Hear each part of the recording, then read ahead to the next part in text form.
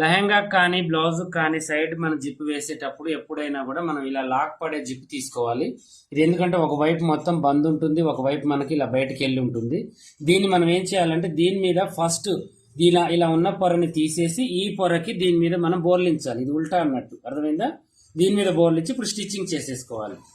చూడండి, స్టిచ్చింగ్ ఎప్పుడైనా ఇలా చేసేటప్పుడు మనం ఏం చేయాలంటే ఆ కొస ఏదైతే ఉందో దాన్ని కట్ చేసేసుకోవాలి. చేసుకొని ఇప్పుడు మనం ఆ పాదాన్ని మన థ్రెడ్ పైపింగ్ని ఎలా అయితే పెడతామో అలా పెట్టుకొని దాని పక్క నుంచే కుట్టు వేసేసుకోవాలి. ఇప్పుడు థ్రెడ్ పైపింగ్ పక్కన ఎలా అయితే వేస్తామో మనకి జిప్పు పక్కన కూడా అలాగే మనం వేసుకుంటూ రావాలి. ఇలా ఇక్కడ కొంచెం మీకు ఏంటంటే కుట్టు వేసేటప్పుడు కొంచెం పాదం జరగదు, కొంచెం లైట్గా జరుపుకుంటూ చక్కగా స్టిచ్చింగ్ చేసేసుకుంటూ రండి.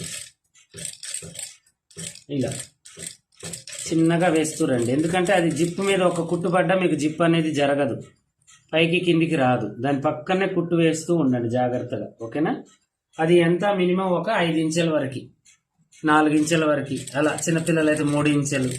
మనకి ఫ్రీగా నడుము ఎక్కడానికి ఇంకొంచెం కిందికి పెట్టినా కూడా పర్వాలేదు, ఎందుకంటే లాక్ చేస్తున్నాం కాబట్టి టెన్షన్ లేదు. మినిమం 5 ఇంచెస్, ఓకేనా?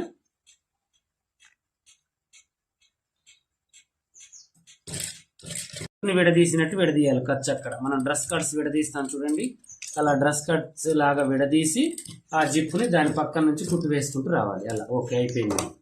ఇది అయిపోయిన తర్వాత ఇప్పుడు దీన్ని మళ్ళీ ఇటు నుంచి కింది నుంచి అది పైనుంచి చేసుకుంటూ వచ్చాం కదా, ఇప్పుడు దీన్ని ఇలా తిప్పుకొని కరెక్ట్గా చూడండి, ఇంకా ఇలా దీని వైపుకి తిప్పేసి పైన మనం కరెక్ట్గా పెట్టేసుకొని జిప్పు పార్ట్ అనేది బాడీ వైపుకే ఉండాలండి. మీరు ఎప్పుడైనా గుర్తుంచుకోండి, ఉల్టా వేసుకోవాలి పైకి కుట్టు, ఉల్టా మీద కుట్టు పడాలి, సీదా అనేది లోనకి వెళ్ళిపోతుంది.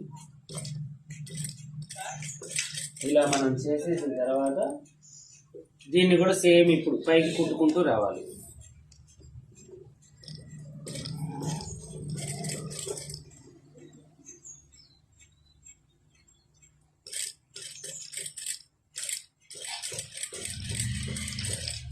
చిన్నగా కుట్టండి, సూదులు కూడా ఒకసారి ఇరిగిపోతాయి.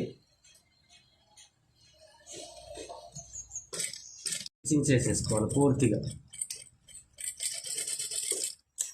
ఇలా చేసిన తర్వాత ఇప్పుడు మనకు ఆ దారపోగులు కట్ చేసి ఇప్పుడు ఆ జిప్పుని మనం ఏం చేయాలంటే ఆ లాకుని పైకి తీసేసుకోవాలి, ఓకేనా? ఇలా చూడండి, ఇలా గుంజితే ఈజీగా మనకి ఆ ఖర్చులలోంచి తప్పించి చిన్నగా మనం తీసేసుకుంటూ రావాలన్నమాట. అలా ఇలా మనం ఏం చేయాలంటే వేసిన తర్వాత దీన్ని ఇలా చేసుకోవాలి. ఇలా పాలిస్టర్ వేసేటప్పుడు మనం జిప్పు కొంచెం గ్యాప్ ఇచ్చుకోవాలి.